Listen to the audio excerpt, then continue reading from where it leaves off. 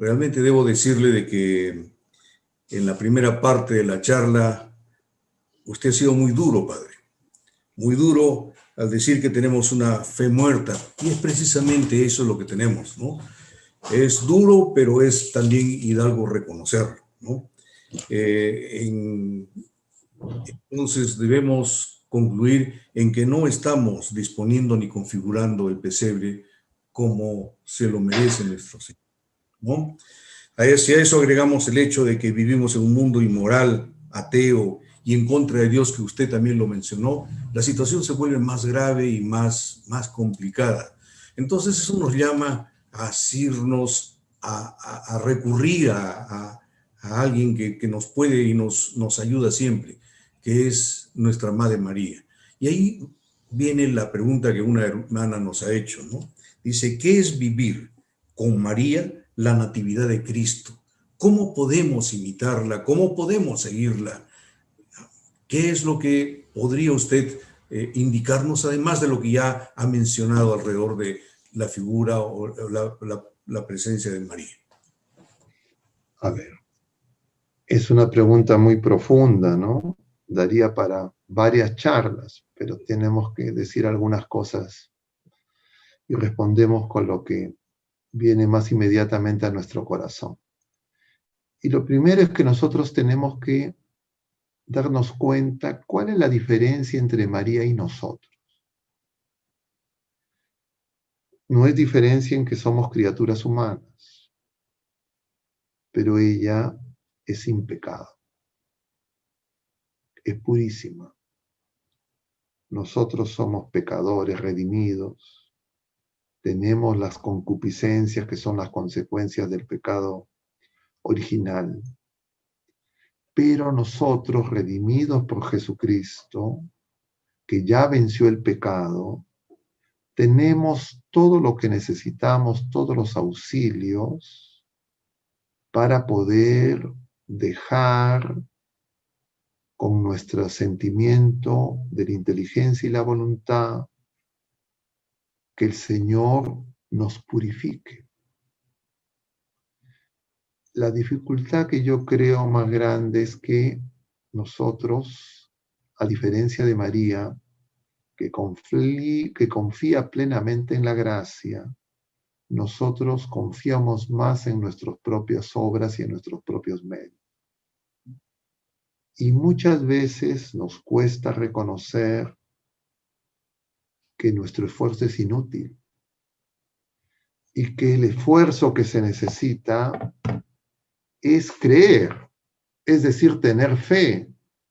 Y entonces nosotros muchas veces creemos que lo que necesitamos es hacer cosas, hacer actividades. Y por supuesto, esas actividades y esas cosas que a veces nos proponemos son cosas buenas, no son cosas malas. Me refiero a las actividades que nos proponemos las personas de fe dentro de la iglesia, en las comunidades eclesiales. Pero a veces nos cuesta trabajo reconocer o entender que esas buenas obras son consecuencia y no causa de nuestro crecimiento como hijos de Dios. Y entonces no dejamos que crezca el Señor. No somos como Juan Bautista, que decimos conviene que Él crezca y que yo disminuya. Entonces, el problema principal que yo, por lo menos en mi experiencia personal, ubico en mí y veo en muchas personas, es ese. Nosotros necesitamos, en primer lugar, reconocer el amor inmenso que Dios tiene por nosotros. Reconocer, en segundo lugar, nuestra poca fe, nuestra esperanza débil, frágil y nuestra caridad pobre para que el Señor la cure.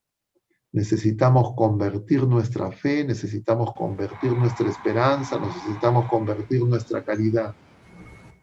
Y entonces el Señor podrá obrar, renaceremos y no nos impacientaremos porque de repente no se obtienen los resultados en la velocidad, en el momento, en la oportunidad en que nosotros creemos que se tienen que hacer, y creceremos en la confianza en el Señor.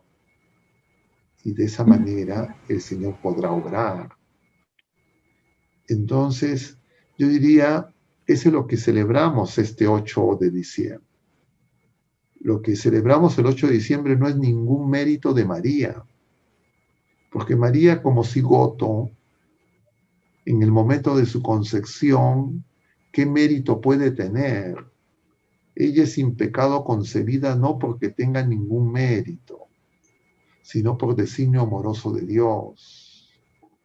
Y ella sin pecado crece en la esperanza y en el testimonio de la caridad, y por eso es capaz de responder de esa manera irrevocable y definitiva con ese sí en la anunciación, y puede renovar ese sí en el momento de la cruz, y puede acompañar después a esos hijos que el Señor le da, que somos todos, en la oración para implorar el don del Espíritu Santo. Pero nosotros, a diferencia de María, por tener justamente todas esas concupiscencias, esas virtudes teologales heridas por nuestros pecados y acechadas y asediadas por el mundo, y esas virtudes humanas también debilitadas, nosotros recibimos la gracia, pero somos como aljibes agrietados. Y entonces esa gracia la recibimos y la perdemos. Y entonces no crecemos. Lo que tenemos que pedir al Señor es que se haga su voluntad para poder ser como María, que le respondió al arcángel, hágase en mí según tu palabra. Y entonces podemos entender también ese fiat de Jesús en Getsemaní, cuando le dice al Señor, aparta de mí este cáliz, pero no se haga tu voluntad, mi voluntad, sino la tuya. Y entonces también podremos ser como José, que no entiende, no comprende, pero esos signos que recibe incluso en medio de la vigilia, en medio de los sueños, y Mateo nos relata 4 sueños de José. Y en esos 4 sueños, una y otra vez, José asume el designio providencial de Dios. Pero nosotros nos vemos permanentemente acechados por la tentación de si es que estoy actuando o no estoy actuando como creo que se debe actuar. Y entonces muchas veces nosotros nos preguntamos, ¿estoy haciendo lo correcto? ¿Estoy haciendo la voluntad de Dios? ¿No estoy haciendo la voluntad de Dios? De repente estoy actuando mucho, estoy actuando poco. ¿Y cómo me tengo que dar cuenta? Por el amor. Si yo empiezo a amar a mis hermanos como el Señor nos ama, si empiezo a perdonar como el Señor nos perdona, pero si yo vivo todavía con resentimientos, con juicios duros sobre todos los demás, si no soy capaz de compadecerme, entonces yo tengo que ver serenamente, Señor, yo todavía necesito que me ayudes a una siguiente conversión. Necesito empezar de nuevo, necesito con ansia, no solo esperar al 25 de diciembre, sino quiero que todos los días pueda empezar de nuevo, porque reconozco que soy frágil, reconozco que soy débil, y entonces, como dice San Pablo, cuando imploraba al Señor que le retire ese aguijón, y San Pablo nos dice 3 veces le he pedido, y el Señor le dice, te basta mi gracia. Nosotros vivimos en un mundo y en una época donde valoramos más nuestras obras que la obra de Dios, nuestras acciones, y no nos damos cuenta que eso no son causa, que eso no santifica, sino son consecuencia, si es que hacemos obras buenas, de que estamos viviendo realmente en Cristo y en el Espíritu. Yo, por lo menos, en mi corta experiencia de cura joven, como siempre repito, en las confesiones que escucho, veo que es muy común, porque nosotros creemos que somos salvados por nuestras obras. Y ahí vivimos en una etapa de gran confusión que se desarrolló justamente desde Lutero, porque se contrapone lo que decía Lutero, que somos salvados por la fe y que las obras no cuentan, y lo que nos enseña nuestra Madre la Iglesia, es que efectivamente somos salvados por la fe, pero nuestra fe se manifiesta viva si nosotros podemos producir obras de caridad, es decir, de amar como el Señor nos ama. Y dentro de todas las obras de caridad, la más importante es el perdón. Más importante que yo agarre y destine parte de mis ingresos para dar ayuda material, que es buena y es necesaria, es que yo perdone. Pero el mundo, como ya hemos comentado, el mundo nos alienta a que no haya perdón. El mundo nos alienta a una justicia que nos enfrenta unos con otros. Y eso impide amar. Y por eso a veces no nos damos cuenta de la envidia. Y eso aparece claramente, ese veneno se derrama en la política, por ejemplo.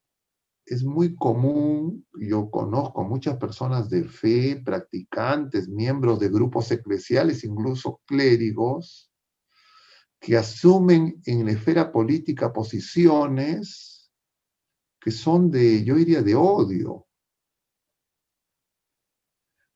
Y puede haber, pues, digamos, la violencia partera de la historia, no solo en los marxistas, sino también en los capitalistas, en todo el mundo, porque se ha envenenado a todos los corazones. Y entonces eso se ve mucho en el debate político. Y los medios de comunicación lo alientan. Y se ve también en el entretenimiento y en el deporte. Esas hinchadas, esa gente cree que son graciosos. Pero no, es una forma donde uno empieza a insultar, a decir cosas, a mostrar todo el veneno que tenemos en nuestro corazón. Entonces uno, claro, dice, no, es que eso es deporte, es que eso no cuenta, pero eso acá ahí no están enfrentándose robots. Son seres humanos.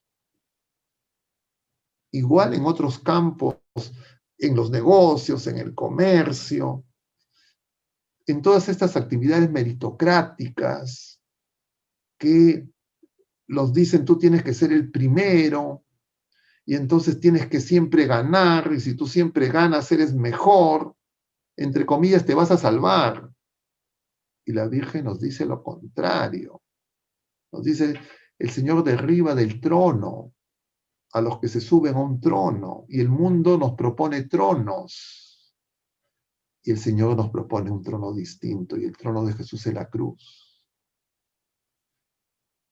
Pero para tener, yo diría, esa práctica según la enseñanza del Señor, tenemos que darnos cuenta, como nos dice el mismo Señor en el Evangelio, al final del Sermón en la Montaña, quien escucha estas palabras y no las pone en práctica construye sobre arena movediza, sobre arena, no sobre roca, no sobre Cristo. Pero poner en práctica es decir que nuestra voluntad sea purificada, necesita enfrentar nuestra soberbia, porque la soberbia impide justamente que nuestra fe sea viva, y una fe viva es una fe que es voluntad en acto. Y entonces a veces nosotros nos contentamos con una fe, entre comillas, intelectual, con comprender verdades, con conocer, y efectivamente nuestra inteligencia se alegra cuando comprendemos cosas, pero si no las ponemos en práctica, el Señor mismo nos dice, somos necios. Entonces no está en comprender, sino en poner en práctica. Y por eso es que la fe tiene que tener obras, pero no son las obras la causa, sino son la consecuencia. Es decir, se necesitan ver los frutos, porque si no somos como una higuera que no da frutos, puras hojas, puras ramas. Y entonces nosotros, que más hemos recibido, tenemos que darnos cuenta que la gente espera mucho de nosotros. Porque si el Señor nos da más talentos, más dones, es porque el Señor quiere que nosotros demos más frutos.